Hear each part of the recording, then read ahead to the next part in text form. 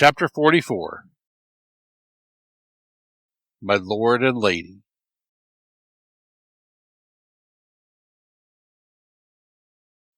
Please, Madam Mother, could you lend me my wife for half an hour?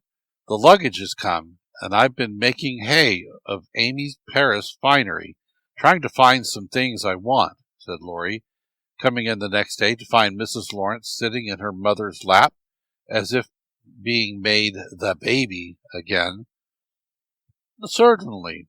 Go, dear. I forgot that you have any home but this, said Mrs. March, pressing the white hand that wore the wedding ring, as if asking pardon for her maternal covetousness. I shouldn't have come over if I could have helped it, but I can't get on without my little woman any more than a weathercock can without the wind, suggested Joe, as he paused for a simile. Jo had quite grown her own saucy self again since Teddy came home. Exactly, for Amy keeps pointing due west most of the time, with only an occasional whiffle round to the south, and I haven't had an easterly spell since I was married. Don't know anything about the north, but am altogether salubrious and balmy, eh, my lady?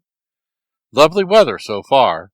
I don't know how long it will last, but I'm not afraid of storms, for I'm learning how to sail my ship. Come home, dear, and I'll find your bootjack. I suppose that's what you are rummaging after among my things. Men are so helpless, Mother, said Amy with a matronly air, which delighted her husband.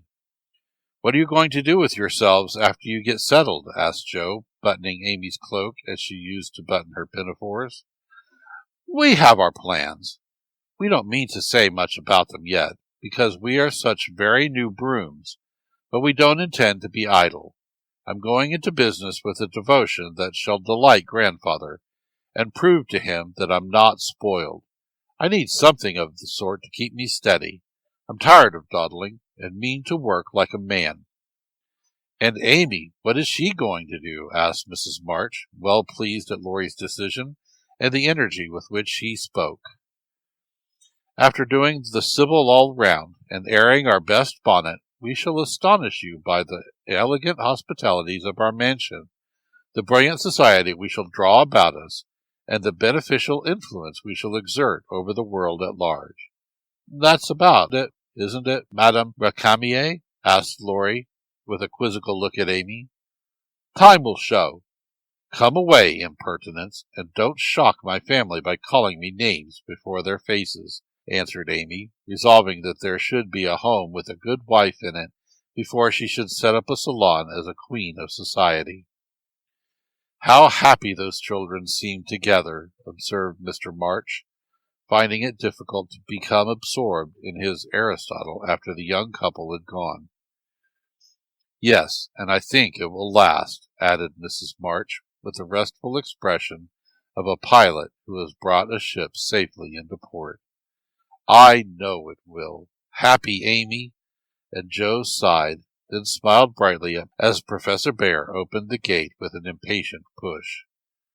Later in the evening, when his mind had been set at rest about the bootjack, Laurie said suddenly to his wife, Mrs. Lawrence, my lord, that man intends to marry our Jo. I hope so, don't you, dear? Well, my love, I consider him a trump in the fullest sense of that expressive word, but I do wish he was a little younger and a good deal richer. Now, Laurie, don't be too fastidious and worldly-minded. If they love one another, it doesn't matter a particle how old they are, nor how poor. Women never shall marry for money. Amy caught herself up short as the words escaped her, and looked at her husband, who replied with malicious gravity, Certainly not, though you do hear charming girls say that they intend to do it sometimes. If my memory serves me, you once thought it was your duty to make a rich match. That accounts, perhaps, for your marrying a good-for-nothing like me. Oh, my dearest boy, don't say that. I forgot you were rich when I said yes. I'd have married you if you hadn't a penny, and I sometimes wish you were poor, that I might show how much I love you. And Amy, who was very dignified in public and very fond in private, gave convincing proofs to the truth of her words. You don't really think I am such a mercenary creature as I tried to be once, do you? It would break my heart if you didn't believe that. I'd gladly pull in the same boat with you, even if you had to get your living by rowing on the lake. Am I an idiot and a brute? How could I think so, when you refused a richer man for me, and won't let me give you half I want to now, when I have the right? Girls do it every day, poor things, and are taught to think it is their only salvation. But you had better lessons, and though I trembled for you at one time, I was not disappointed, for the daughter was true to the mother's teaching. I told Mamma so yesterday, and she looked as glad and grateful as if I'd given her a check for $1 million to be spent in charity. You are not listening to my moral remarks, Mrs. Lawrence. And Laurie paused, for Amy's eyes had an absent look, though fixed upon his face. Yes, I am, and admiring the mole in your chin at the same time. I don't wish to make you vain, but I must confess that I'm prouder of my handsome husband than of all his money. Don't laugh, but your nose is such a comfort to me, said Amy, softly caressing the well-cut feature with artistic satisfaction. Laurie had received many compliments in his life, but never one that suited him better, as he plainly showed, though he did laugh at his wife's peculiar taste, while she said slowly, May I ask you a question, dear? Of course you may. Shall you care if Joe does marry Mr. Bear? Oh, that's the trouble, is it? I thought there was something in the dimple that didn't quite suit you. Not being a dog in the manger, but the happiest fellow alive, I assure you I could dance at Joe's wedding with a heart as light as my heels. Do you doubt it, my darling? Amy looked up at him and was satisfied. Her little jealous fear vanished forever, and she thanked him with a face full of love and confidence. I wish we could do something for that capital old professor. Couldn't we invent a rich relation who shall obligingly die out there in Germany and leave him a tidy little fortune? Said Laurie, when they began to pace up and down the long drawing-room, arm in arm, as they were fond of doing, in memory of the chateau garden. Joe would find us out and spoil it all. She is very proud of him, just as he is, and said yesterday that she thought poverty was a beautiful thing.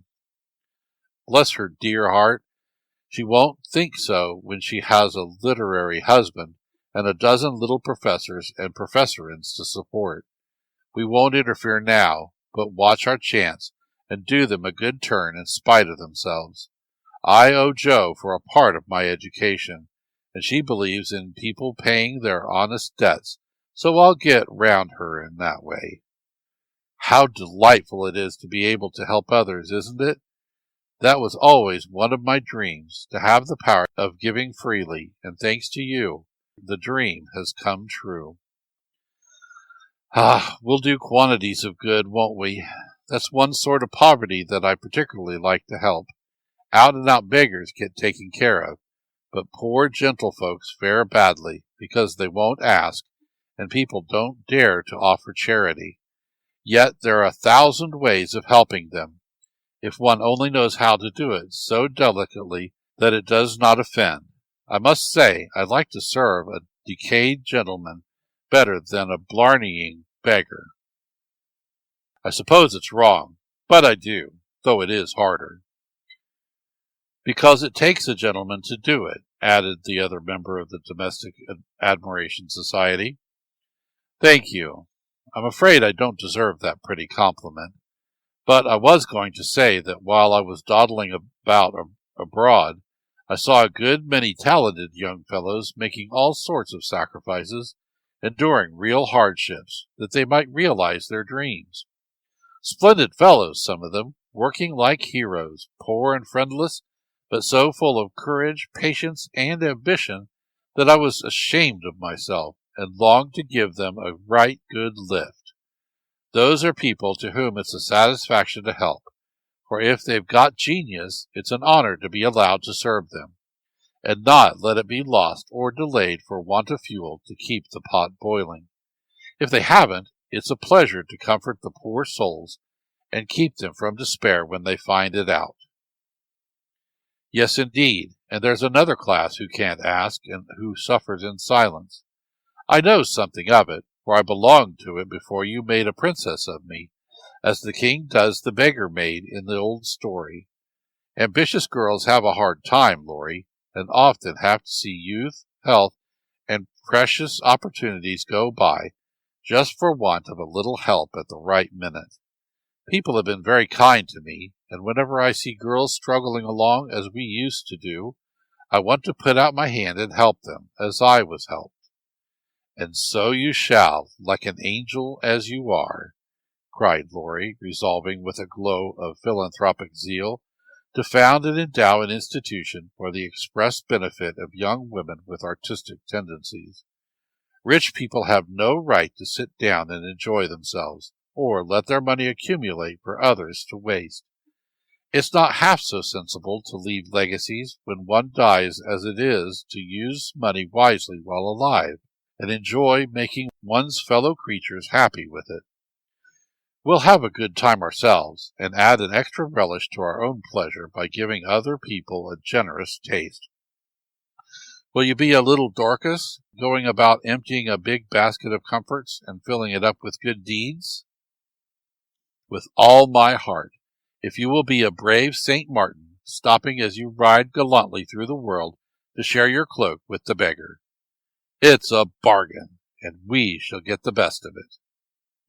So the young pair shook hands upon it, and then paced happily on again, feeling that their pleasant home was more homelike because they hoped to brighten other homes, believing that their own feet would walk more uprightly along the flowery path before them, if they smoothed rough ways for other feet, and feeling that their hearts were more closely knit together by a love which could tenderly remember those less blessed than they.